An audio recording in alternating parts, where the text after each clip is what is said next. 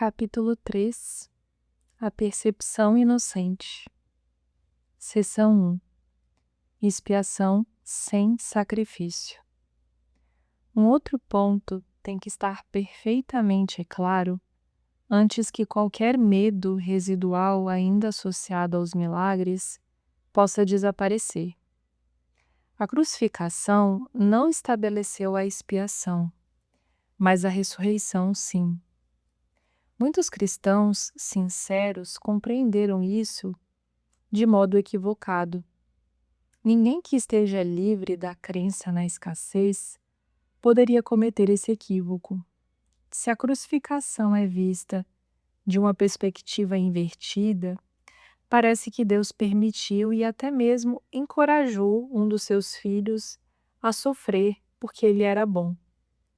Essa interpretação particularmente desafortunada, que surgiu da projeção, tem conduzido muitas pessoas a sentirem amargamente o medo de Deus.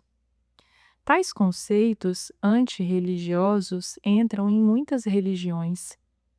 No entanto, o cristão real deveria fazer uma pausa e perguntar: como poderia ser assim?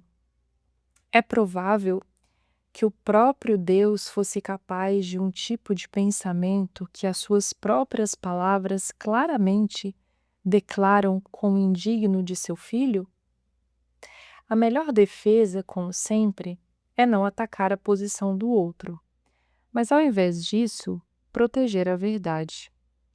Não é sábio aceitar qualquer conceito se tens que inverter todo um quadro de referências de modo a justificá-lo.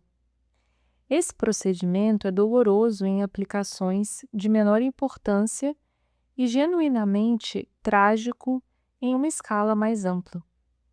A percepção frequentemente resulta em uma tentativa de, abre aspas, justificar, fecha aspas, a terrível percepção equivocada de que o próprio Deus perseguiu seu próprio filho em prol da salvação. Essas palavras em si mesmas são sem significado. Tem sido particularmente difícil superar isso porque, embora esse erro em si mesmo não seja mais difícil de corrigir do que qualquer outro, muitos têm se recusado a desistir dele em vista do seu valor proeminente como defesa. Em formas mais brandas, um pai diz, abre aspas, isso fere mais a mim do que a ti, fecha aspas, e sente-se exonerado ao bater em uma criança. Tu podes acreditar que o nosso Pai realmente pense desse modo? É tão essencial que todos esses pensamentos sejam dissipados que nós não podemos deixar de estar seguros de que nada desse tipo permaneça na tua mente. Eu não fui, abre aspas, punido, fecha aspas, porque tu foste mal. A lição totalmente benigna que a expiação ensina está perdida se for manchada com esse tipo de distorção, sob qualquer forma. A declaração, abre aspas, a mim pertence a vingança, diz o Senhor, fecha aspas, é uma percepção equivocada através da qual a pessoa atribui seu próprio passado, abre aspas, mal, fecha aspas, a Deus. O passado, abre aspas, mal, fecha aspas, nada tem a ver com Deus. Ele não o criou e não o mantém. Deus não acredita em retribuir o mal com o mal. A sua mente não cria desse modo. Ele não guarda teus feitos, abre aspas, maus, fecha aspas, contra ti. É provável que os guardasse contra mim? Certifica-te de que reconheces como essa suposição é completamente impossível e como surge inteiramente da projeção. Esse tipo de erro é responsável por um batalhão de erros relacionados a isso, incluindo a crença em que Deus rejeitou Adão e o forçou a deixar o jardim do Éden. É também por isso que, de tempos em tempos, podes acreditar que eu estou te dirigindo equivocadamente. Tenho feito todo o esforço para usar palavras que quase não têm possibilidade de serem distorcidas, mas é sempre possível distorcer símbolos, se tu o desejas. O sacrifício é uma noção totalmente desconhecida para Deus. Ele só surge do medo, e pessoas assustadas podem ser perversas. O sacrifício, sob qualquer forma, é uma violação da minha injunção, segundo a qual deveria ser misericordioso até mesmo como teu Pai no céu é misericordioso. Tem sido difícil para muitos cristãos reconhecer que isso se aplica a eles próprios. Bons professores nunca aterrorizam os seus alunos. Aterrorizar é atacar, e isso resulta na rejeição do que o professor oferece. O resultado é o fracasso do aprendizado. Referiram-se corretamente a mim como, abre aspas, Cordeiro de Deus que tira os pecados do mundo, fecha aspas. Mas aqueles que representam um cordeiro manchado de sangue não compreendem o significado do símbolo. Corretamente compreendido, é um símbolo muito simples que fala da minha inocência. O leão e o cordeiro, deitados lado a lado, simbolizam que a força e a inocência não estão em conflito, mas naturalmente vivem em paz. Bem-aventurados os puros de coração, porque verão a Deus. É outra maneira de dizer a mesma coisa. Uma mente pura conhece a verdade e essa é a sua força. Ela não confunde destruição com inocência, porque associa inocência com força, não com fraqueza. A inocência é incapaz de sacrificar qualquer coisa, porque a mente inocente tem tudo e só se esforça para proteger a sua integridade. Ela não pode projetar, só pode honrar as outras mentes, porque a honra é o cumprimento natural dos verdadeiros amados para outros que são como eles. O Cordeiro, abre aspas, tira os pecados do mundo, fecha aspas, no sentido de que o estado de inocência ou de graça é aquele no qual o significado da expiação está perfeitamente evidente. A expiação é inteiramente sem ambiguidades. É perfeitamente clara porque existe na luz.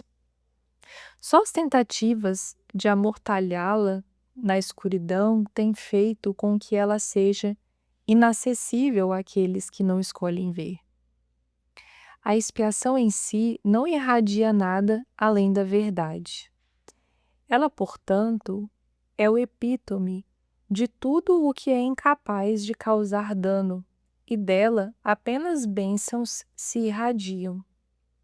Não poderia fazer isso se surgisse de qualquer coisa que não fosse a perfeita inocência. A inocência é sabedoria, porque não está ciente do mal e o mal não existe. Todavia, está perfeitamente ciente de tudo o que é verdadeiro. A ressurreição demonstrou que nada pode destruir a verdade. O bem pode resistir a qualquer forma de mal, assim como a luz abole as formas da escuridão. A expiação é, portanto, a lição perfeita. É a demonstração final de que todas as outras lições que eu ensinei são verdadeiras. Se podes aceitar essa única generalização agora, não haverá nenhuma necessidade de aprenderes com muitas lições menores. Tu és liberado de todos os erros se acreditas nisso. A inocência de Deus é o verdadeiro estado da mente de seu filho. Nesse estado, a tua mente conhece a Deus, pois Deus não é simbólico, ele é fato. Conhecendo seu filho tal como ele é, reconheces que a expiação, não o sacrifício, é a única dádiva apropriada para o altar de Deus, onde nada exceto a perfeição deve estar. A compreensão do inocente é a verdade. É por isso que os seus altares são verdadeiramente radiantes. Seção 2. Milagres como percepção verdadeira. Eu tenho declarado que os conceitos básicos a que esse curso se refere não são questões de graus. Certos conceitos fundamentais não podem ser compreendidos em termos de opostos. É impossível conceber luz e escuridão, ou tudo e nada, como possibilidades conjuntas. São todos verdadeiros ou todos falsos. É essencial que reconheças que o teu pensamento será errático até que um firme compromisso com um ou outro seja feito. Contudo, um firme compromisso com a escuridão ou nada é impossível. Ninguém jamais viveu que não tenha experimentado alguma luz e alguma coisa. Ninguém é, portanto, capaz de negar totalmente a verdade, mesmo se pensa que pode. A inocência não é um atributo parcial, não é real enquanto não é total. Os que são parcialmente inocentes estão aptos a ser bastante tolos às vezes. Enquanto a sua inocência não venha a ser um ponto de vista de aplicação universal, não venha a ser sabedoria. A percepção inocente, ou verdadeira, significa que tu nunca percebes de forma equivocada e sempre vês verdadeiramente. Em termos mais simples, significa que nunca vês o que não existe e sempre vês o que existe. Quando te falha confiança no que uma outra pessoa vai fazer, tu estás atestando a tua crença segundo a qual ela não está em sua mente certa. Dificilmente esse é um quadro de referência baseado no milagre. Ele também tem o efeito desastroso de negar o poder do milagre. O milagre percebe tudo tal como é. Se nada, a não ser a verdade, existe, o modo de ver da mentalidade certa não pode ver nada a não ser a perfeição. Eu tenho dito que só o que Deus cria, ou o que tu crias com a mesma vontade, tem qualquer existência real. Isso, então, é tudo o que o inocente pode ver. Eles não sofrem de percepção distorcida. Tu tens medo da vontade de Deus porque tens usado a tua própria mente, que Deus criou à semelhança da sua própria, para criar de forma equivocada. A mente só pode criar de forma equivocada quando acredita que não é livre. A mente, abre aspas, aprisionada, fecha aspas, não é livre porque está possuída ou detida por ela mesma. Está, portanto, limitada. E a vontade não é livre para se asserir a si mesma. Ser um é ser uma somente ou vontade. Quando a vontade da filiação e a do Pai são uma só, o acordo perfeito entre elas é o céu. Nada pode prevalecer contra um filho de Deus que entrega seu espírito nas mãos de seu Pai. Ao fazer isso, a mente desperta do seu sono e lembra-se do seu Criador. Todo senso de separação desaparece. O Filho de Deus é parte da Santíssima Trindade, mas a própria Trindade é una. Não há confusão dentro dos seus níveis porque eles são uma somente e uma só vontade. Esse propósito único cria a perfeita integração e estabelece a paz de Deus. Entretanto, essa visão só pode ser percebida pelos que são verdadeiramente inocentes, porque seus corações são puros. Os inocentes defendem a percepção verdadeira ao invés de defenderem contra ela. Compreendendo a lição da expiação, eles não têm o desejo de atacar e, portanto, veem verdadeiramente.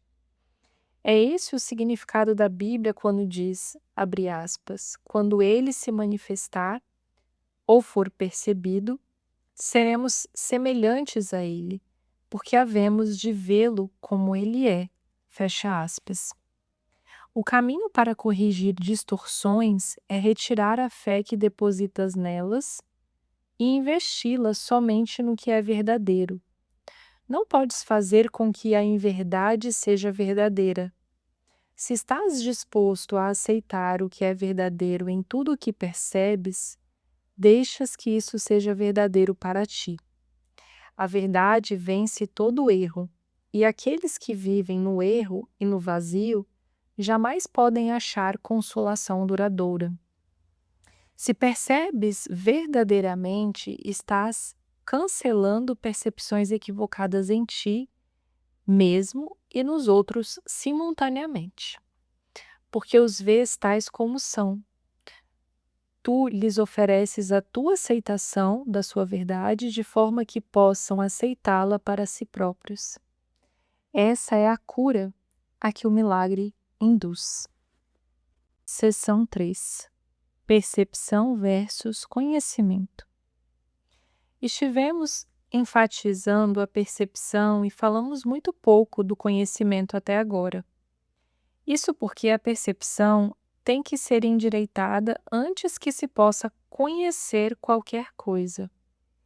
Conhecer é ter certeza. A incerteza significa que não conheces. O conhecimento é poder porque é certo, e certeza é força. A percepção é temporária. Como um atributo da crença no espaço e no tempo está sujeita ao medo ou ao amor.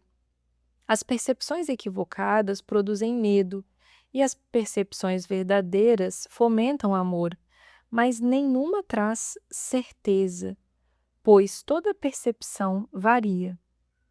É por isso que ela não é conhecimento. A percepção verdadeira é a base para o conhecimento, mas conhecer é a afirmação da verdade e está além de todas as percepções. Todas as tuas dificuldades brotam do fato de que não reconheces a ti mesmo, ao teu irmão ou a Deus. Reconhecer significa conhecer de novo, implicando que antes conhecias. Podes ver de muitas maneiras, porque a percepção envolve interpretação, e isso significa que ela não é íntegra ou consistente. O milagre, sendo uma maneira de perceber, não é conhecimento. É a resposta certa para uma questão, mas tu não questionas quando conheces. Questionar ilusões é o primeiro passo para desfazê-las. O milagre ou a resposta certa as corrige. Como as percepções mudam, a sua dependência do tempo é óbvia. Como tu percebes a qualquer momento dado, determina o que fazes. E as ações têm que ocorrer no tempo. O conhecimento é intemporal porque a certeza não é questionável. Tu conhecerás quando tiveres cessado de questionar. A mente que questiona se percebe no tempo e, portanto, olha procurando respostas futuras. A mente fechada acredita que o futuro e o presente serão o mesmo. Isso estabelece um estado aparentemente estável, que é usualmente uma tentativa de contrapor-se a um medo subreptício de que o futuro venha a ser pior do que o presente. Esse medo inibe inteiramente a tendência a questionar. A visão verdadeira é a percepção natural da vista espiritual, mas ainda é uma correção em vez de um fato. A vista espiritual é simbólica e, portanto, não é um instrumento para o conhecimento. Contudo, é um meio de percepção certa que atrasa o domínio próprio do milagre. Uma visão de Deus seria mais um milagre do que uma revelação. O fato de que a percepção esteja envolvida nisso, de qualquer maneira, remove as experiências da esfera do conhecimento. É por isso que as visões, por mais santas que sejam, não duram. A Bíblia te diz para, abre aspas, conhecer-te a ti mesmo, fecha aspas, ou teres certeza. A certeza é sempre de Deus. Quando tu amas alguém, o percebeste como é. Isso faz com que seja possível para ti conhecê-lo. Até que o percebas como é pela primeira vez, não podes conhecê-lo. Enquanto fizeres perguntas a seu respeito, está claramente inferindo que não conheces a Deus. Certeza não requer ação. Quando dizes que estás agindo com base no conhecimento, estás realmente confundindo conhecimento com percepção. O conhecimento provê a força para o pensamento criativo, mas não para fazer as coisas certas.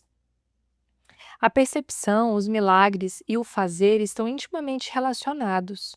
O conhecimento é resultado da revelação e só induz ao pensamento. Mesmo em sua forma mais espiritualizada, a percepção envolve o corpo.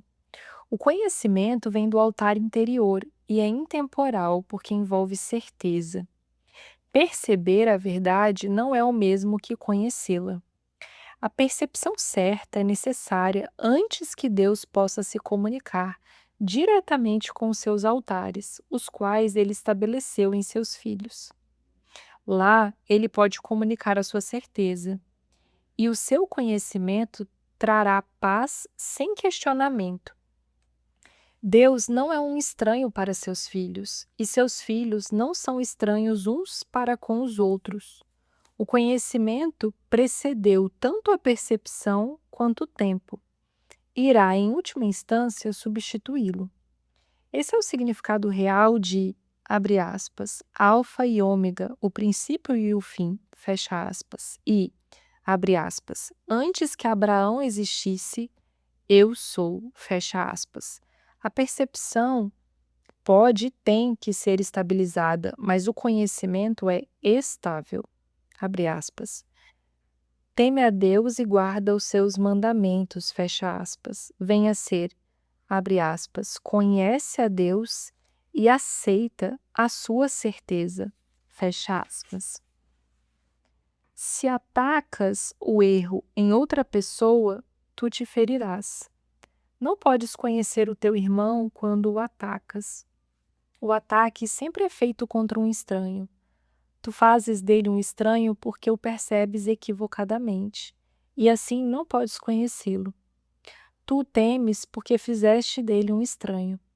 Percebe-o corretamente de modo que possas conhecê-lo. Não há estranhos na criação de Deus. Para criares como ele criou, só podes criar o que conheces, e, portanto, aceitas como teu. Deus conhece suas crianças com perfeita clareza. Ele as criou por conhecê-las. Ele as reconhece perfeitamente. Quando elas não reconhecem umas às outras, não reconhecem a Ele. Seção 4. O erro e o ego. As capacidades que possuis agora são apenas sombras da tua força real. Todas as tuas funções atuais estão divididas e abertas ao questionamento e à dúvida. Isso é assim porque não tens certeza quanto ao modo como vais usá-las e és, portanto, incapaz de conhecimento. Tu também és incapaz de conhecimento porque ainda podes perceber sem amor.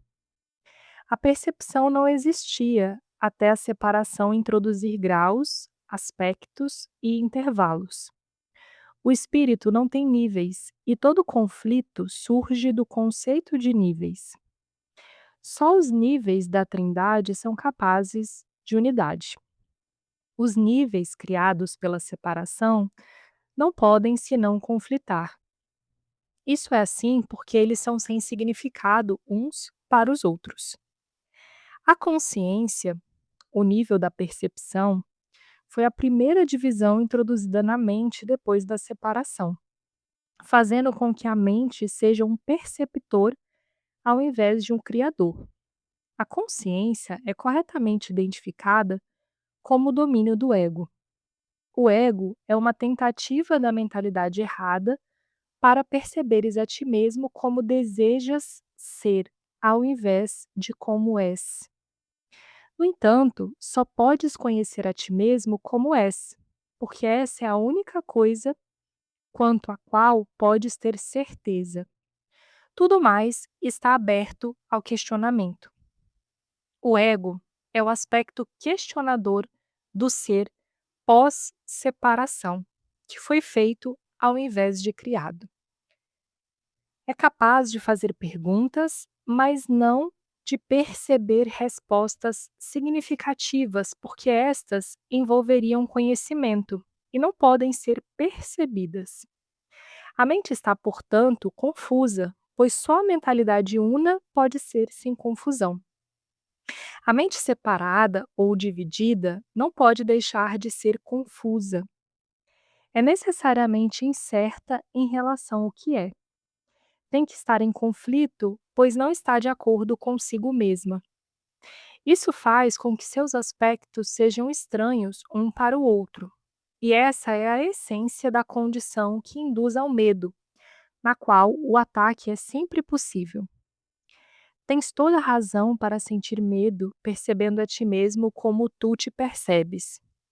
É por essa razão que não podes escapar do medo enquanto não reconheceres que não criaste a ti mesmo, nem poderias tê-lo feito. Tu nunca podes fazer com que as tuas percepções equivocadas sejam verdadeiras, e a tua criação está além do teu próprio erro. É por essa razão que, eventualmente, tens que escolher curar a separação. A mentalidade certa não deve ser confundida com a mente que conhece, porque só é aplicável à percepção certa. Tu podes ter a tua mente disposta para o que é certo ou errado, e até mesmo isso está sujeito a graus, demonstrando claramente que o conhecimento não está envolvido. O termo mentalidade certa é usado de forma adequada como a correção para a, abre aspas, mentalidade errada, fecha aspas, e se aplica ao estado mental que induz a percepção acurada. É a mente que se volta para o milagre porque cura a percepção equivocada, e isso é, de fato, um milagre, considerando o modo como percebes a ti mesmo. A percepção sempre envolve um certo uso equivocado da mente, porque traz à mente a áreas de incerteza. A mente é muito ativa. Quando escolhe estar separada, escolhe perceber. Até então, só tem vontade de conhecer. Depois disso, só pode escolher ambiguamente. E a única saída para a ambiguidade é a percepção clara. A mente retorna à sua própria função só quando tem vontade de conhecer. Isso a coloca a serviço do espírito, onde a percepção é mudada. A mente escolhe se dividir quando escolhe fazer os seus próprios níveis. Mas ela não poderia se separar inteiramente do espírito, porque é do espírito que deriva todo o seu poder de fazer ou criar. Mesmo na criação equivocada, a mente está afirmando a sua fonte ou meramente deixaria de ser. Isso é impossível porque a mente pertence ao espírito que Deus criou e é, portanto, eterna. A capacidade de perceber fez com que o corpo fosse possível, porque tens que perceber alguma coisa e com alguma coisa. É por essa razão que a percepção envolve um câmbio ou tradução que o conhecimento não necessita.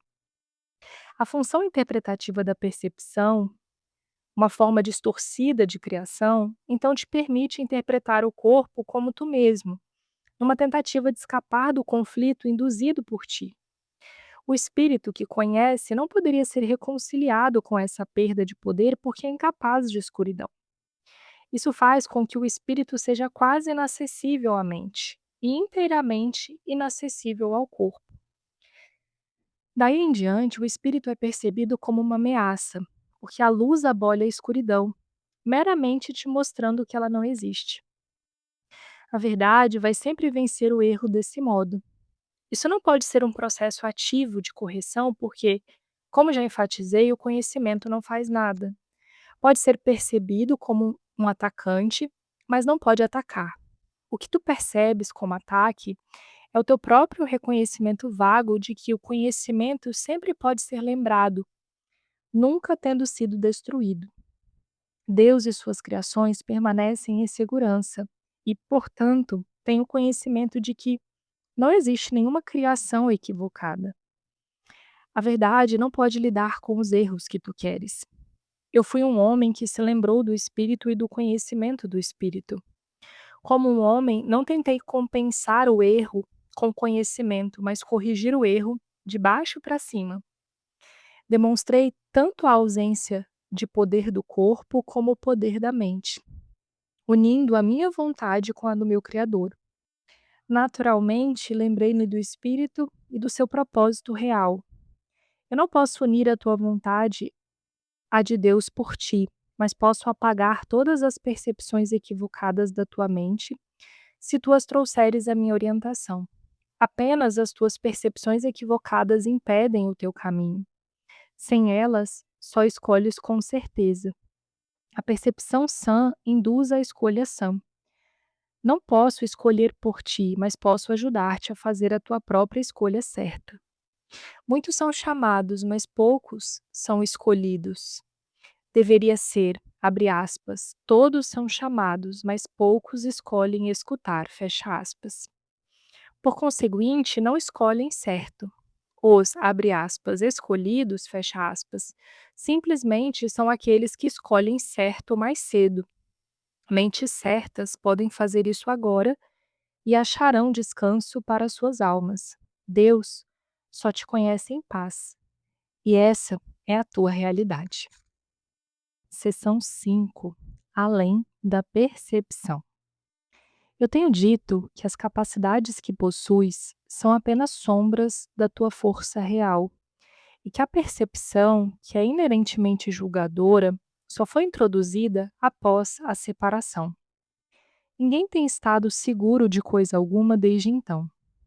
Eu também fiz com que ficasse claro que a ressurreição foi o meio para o retorno ao conhecimento, realizado pela união da minha vontade com a do Pai.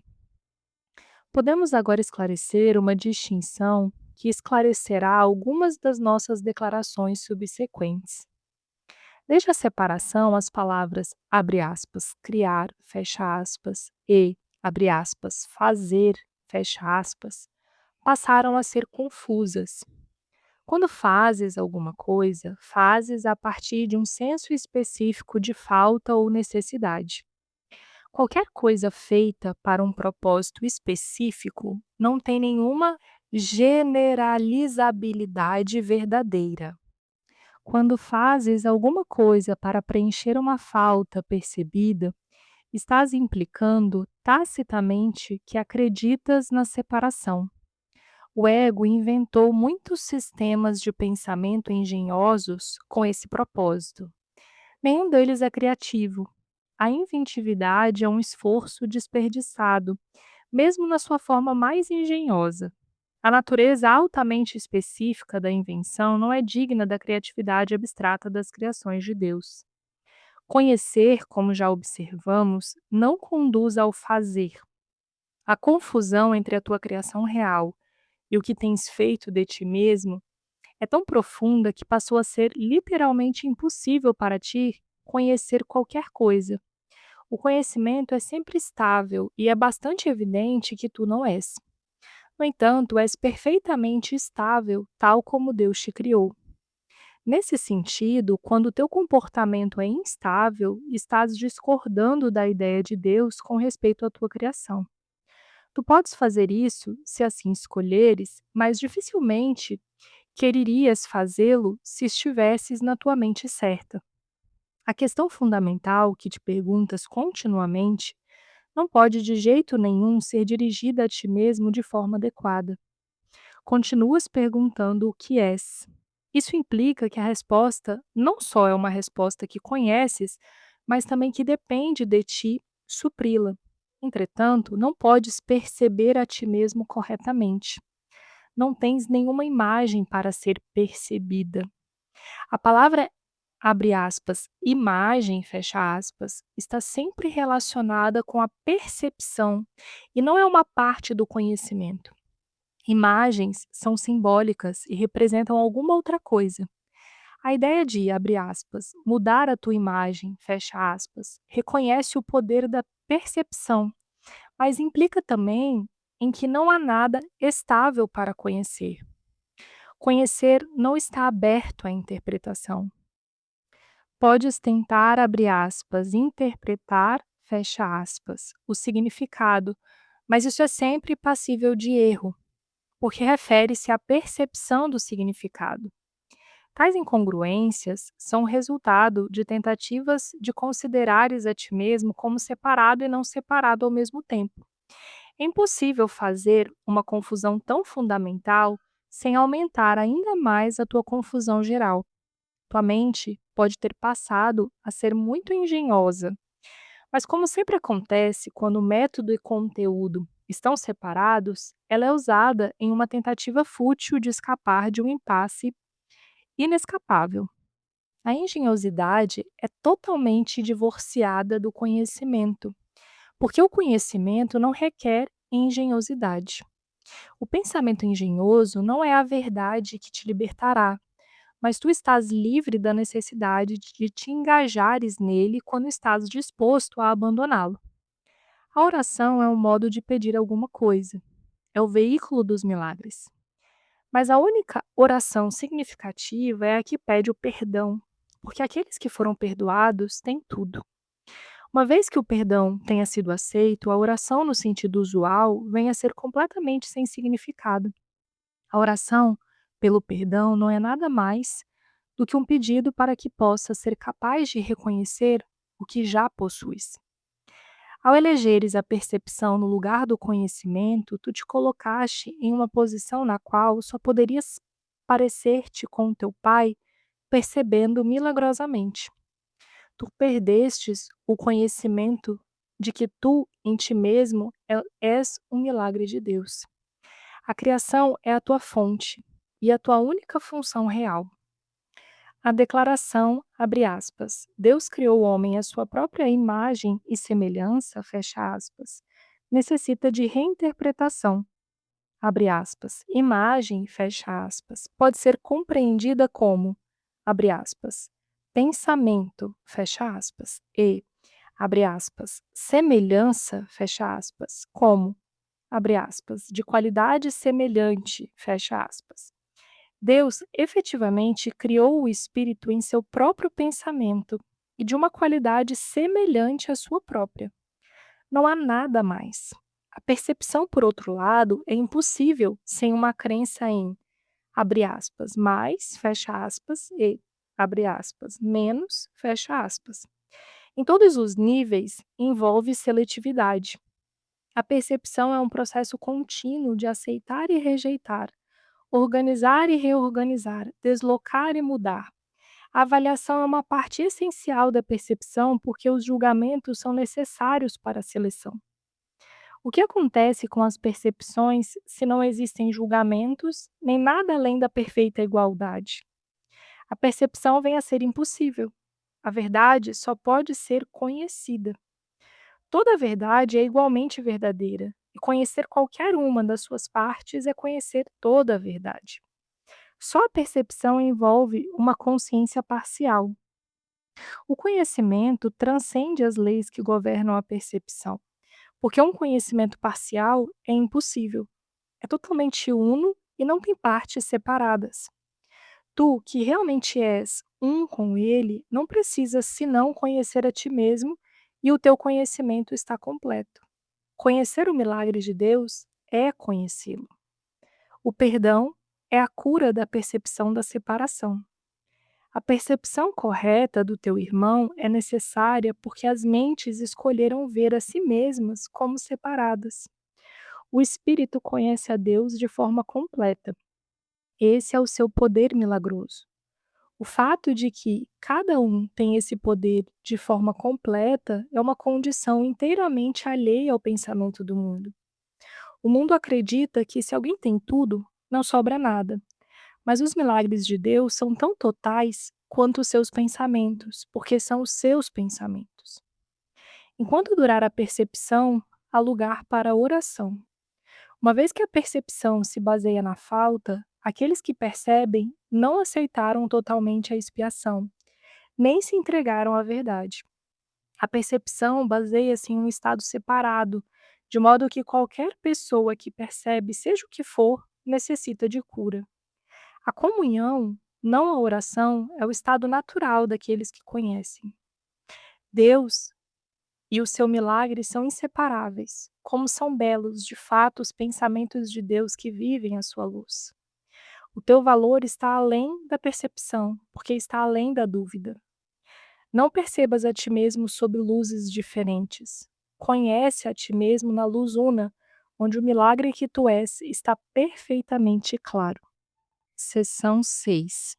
O julgamento e o problema da autoridade. Nós já discutimos o juízo final, mas em detalhes insuficientes.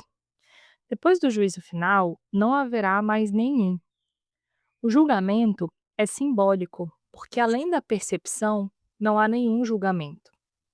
Quando a Bíblia diz, abre aspas, não julgueis para que não sejais julgados, fecha aspas, quer dizer que se julgas a realidade de outros, serás incapaz de evitar julgar a tua própria.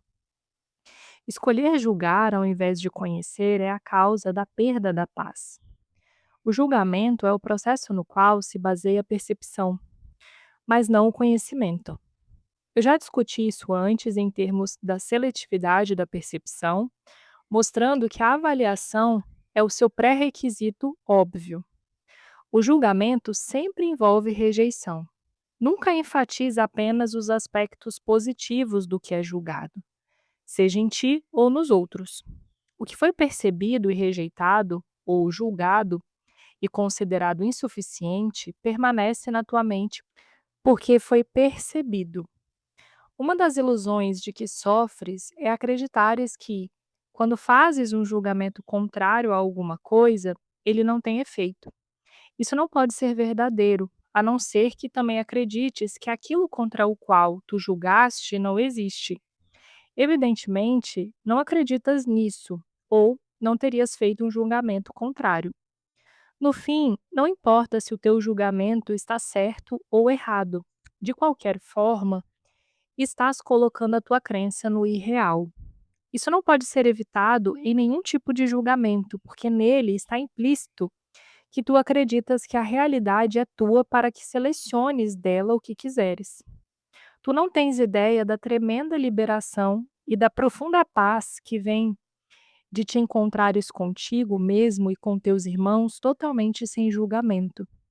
Quando reconheceres o que és e o que são os teus irmãos, compreenderás que qualquer forma de julgá-los é sem significado.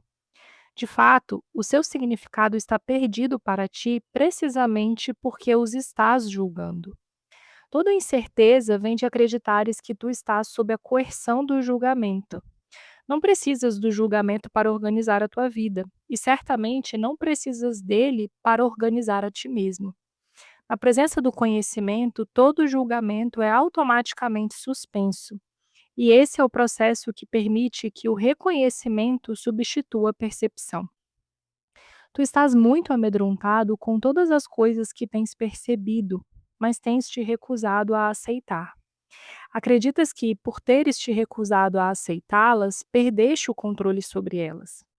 É por essa razão que, às vezes, em pesadelos ou em disfarces agradáveis, naqueles que parecem ser os teus sonhos mais felizes. Nada do que te recusaste a aceitar pode ser trazido à consciência. Não é perigoso em si, mas tens feito com que pareça perigoso para ti. Quando te sentes cansado, é porque julgaste a ti mesmo como se fosses capaz de estar cansado. Quando ris de alguém, é porque julgaste esse alguém indigno. Quando ris de ti mesmo, necessariamente ris dos outros, nem que seja apenas porque não podes tolerar a ideia de ser mais indigno do que eles. Tudo isso te faz sentir-te cansado, porque é essencialmente desanimador. Tu não és realmente capaz de estar cansado, mas és muito capaz de exaurir a ti mesmo. A tensão do julgamento constante é praticamente intolerável. É curioso que uma capacidade tão debilitante tenha vindo a ser tão profundamente apreciada. No entanto, se deseja ser o autor da realidade, vais insistir em te apegar ao julgamento. Tu também vais considerar o julgamento com medo, acreditando que um dia será usado contra ti.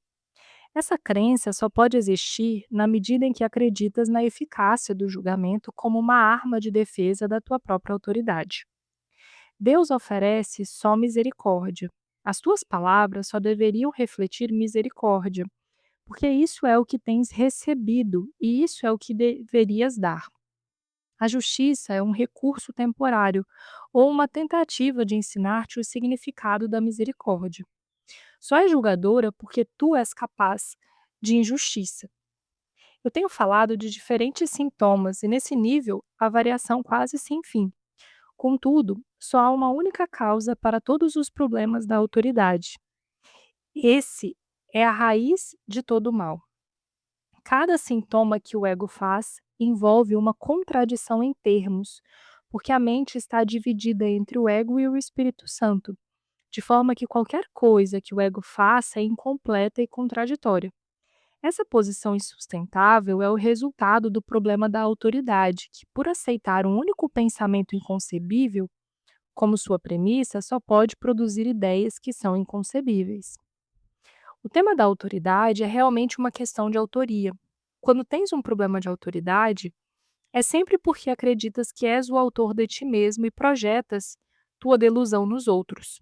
Assim, percebes a situação como se os outros estivessem literalmente lutando contigo pela tua autoria.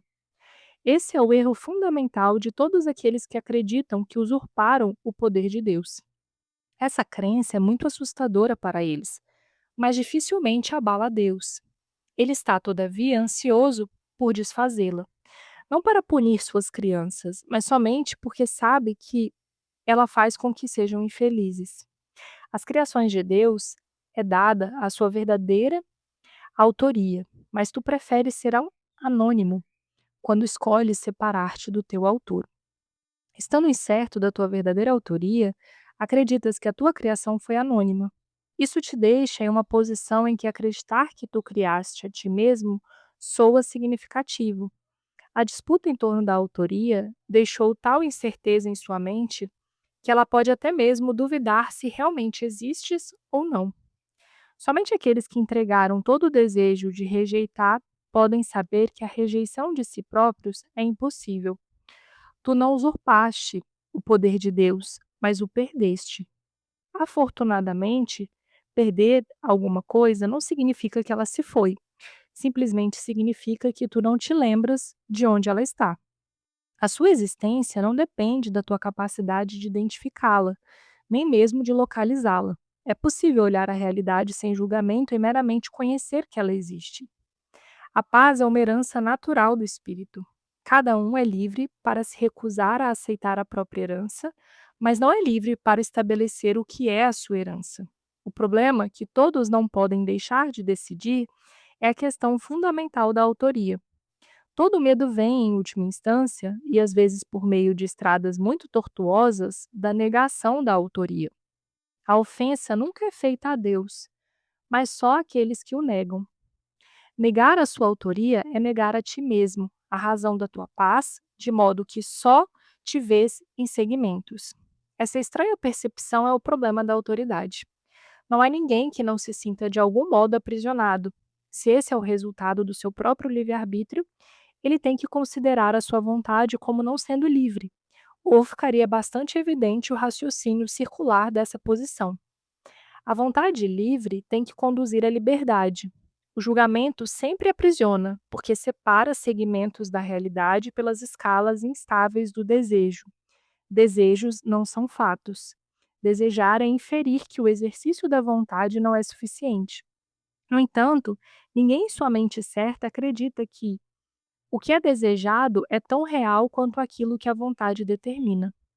Em vez de, abre aspas, buscai, pois, em primeiro lugar o reino de Deus, fecha aspas, dize, abre aspas, seja vossa vontade em primeiro lugar o reino do céu, fecha aspas, e tu terás dito, abre aspas, eu conheço o que sou e aceito a minha própria herança, Fecha aspas. Seção 7. Criar versus autoimagem. Cada sistema de pensamento tem que ter um ponto de partida. Começa com o ato de fazer ou de criar. Uma diferença é que nós já discutimos. A semelhança entre eles está no seu poder como fundamentos. A sua diferença está no que se baseia neles. Ambos são pedras angulares para os sistemas de crença pelos quais se vive. É um equívoco acreditar que um sistema de pensamento baseado em mentiras é fraco. Nada que tenha sido feito por uma criança de Deus deixa de ter poder. É essencial reconhecer isso porque, de outra forma, não serás capaz de escapar da prisão que tu mesmo fizeste. Tu não podes resolver o problema da autoridade depreciando o poder da tua mente. Fazê-lo é enganar-te, e isso te ferirá, porque realmente compreendes a força da mente. Também reconheces que não podes enfraquecê-la, nem mais, nem menos do que podes enfraquecer a Deus. O, abre aspas, diabo, fecha aspas, é um conceito assustador porque ele parece ser extremamente poderoso e extremamente ativo. Ele é percebido como uma força em combate contra Deus, guerreando com ele pela posse das suas criações. O diabo engana com mentiras e constrói reinos nos quais tudo está em direta oposição a Deus. No entanto, atrai os homens em vez de causar-lhes aversão, e eles estão dispostos a, abre aspas, vender-lhe, fecha aspas, as suas almas em troca de dádivas sem valor real. Isso absolutamente não faz nenhum sentido. Já discutimos a queda ou a separação anteriormente, mas o significado disso tem que ser compreendido de forma clara. A separação é um sistema de pensamento bastante real no tempo, embora não na eternidade. Todas as crenças são reais para aquele que acredita. O fruto de apenas uma árvore foi, abre aspas, proibido, fecha aspas, no jardim simbólico. Mas Deus não poderia tê-lo proibido ou não teria sido comido. Se Deus conhece suas crianças, e eu te asseguro que ele as conhece, tê-las-ia posto em uma posição na qual a sua própria destruição seria possível? A, abre aspas, árvore proibida, fecha aspas, foi chamada de, abre aspas, árvore do conhecimento, fecha aspas. No entanto, Deus criou o conhecimento e deu livremente às suas criações. O simbolismo aqui tem recebido muitas interpretações, mas podes ter certeza de que qualquer interpretação que veja Deus ou suas criações como se fossem capazes de destruir seu próprio propósito é um erro. Comer do fruto da árvore do conhecimento é uma expressão simbólica para a usurpação da capacidade de se autocriar. Esse é o único sentido no qual Deus e as suas criações não são co-criadores. A crença em que o sejam está implícita no, abre aspas, autoconceito, fecha aspas, ou na tendência do ser de fazer uma imagem de si mesmo. Imagens são percebidas, não conhecidas. O conhecimento não pode enganar, mas a percepção sim. Tu podes te perceber como se estivesses criando a ti mesmo. Porém, não podes fazer mais do que acreditar nisso. Não podes fazer com que isso seja verdadeiro. E como eu disse antes, quando finalmente percebes corretamente, só podes te contentar em não poder. Até então, todavia, a crença em que podes é a pedra fundamental do teu sistema de pensamento. E todas as suas defesas são usadas para atacar as ideias que possam trazê-la à luz. Tu ainda acreditas que és uma imagem da tua própria feitura. Tua mente está dividida em relação ao Espírito Santo nesse ponto, E não há nenhuma resolução enquanto tu acreditas na única coisa que é literalmente inconcebível. É por essa razão que não podes criar e estás com muito medo em relação ao que fazes. A mente pode fazer com que a crença na separação seja muito real e muito amedrontadora. E essa crença é o, abre aspas, diabo, fecha aspas. É poderosa, ativa, destrutiva e está em clara oposição a Deus, porque literalmente nega a sua paternidade. Olha para a tua vida e vê o que o diabo tem feito. Mas reconhece que esse feito certamente será dissolvido à luz da verdade, porque o seu fundamento é uma mentira. A tua criação por Deus é o único fundamento que não pode ser abalado, porque a luz está nele. O teu ponto de partida é a verdade e tens que retornar ao teu começo. Muito já foi visto desde então, mas nada tem realmente acontecido. O teu ser ainda está em paz, muito embora a tua mente esteja em conflito. Tu ainda não voltaste atrás o suficiente e é por isso que ficas tão amedrontado. À medida que te aproximas do começo, sentes o medo da destruição do teu sistema de pensamentos sobre ti, como se fosse o medo da morte. Não existe morte, mas existe uma crença na morte. O ramo que não der fruto será cortado e secará. Fica contente. A luz brilhará, vinda do verdadeiro fundamento da vida, e o teu próprio sistema de pensamento vai erguer-se corrigido. Não podes erguer-se de outro modo. Tu, que tens medo da salvação, estás escolhendo a morte. Vida e morte, luz e escuridão, conhecimento e percepção são irreconciliáveis. Acreditar que podem ser reconciliados é acreditar que Deus e seu Filho não podem. Só a unicidade do conhecimento está livre do conflito. O teu reino não é desse mundo, porque te foi dado de além desse mundo. Apenas nesse mundo a ideia de um problema de autoridade é significativa. Não se deixa o mundo pela morte, mas sim pela verdade. E a verdade pode ser conhecida por todos aqueles para quem o reino foi criado e pelos quais ele espera.